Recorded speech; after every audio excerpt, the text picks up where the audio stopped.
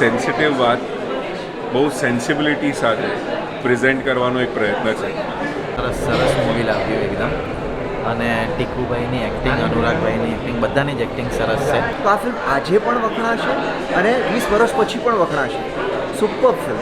બહુ મજા આવી. ઓલ ધ બેસ્ટ ટુ વાર તહેવાર ટીમ. વાર તહેવાર એક સરસ ફિલ્મ બનાવી છે ચિન્મયભાઈએ. હમણાં જ મેં જોવાની ખૂબ જ મજા પડી છે અને દર્શકોને ખાસ વિનંતી કે આ ફિલ્મને આવકારી દે. બેસ્ટ વિશેસ ટુ વાર એન્ડ તહેવાર. હર પળ વાર તહેવાર.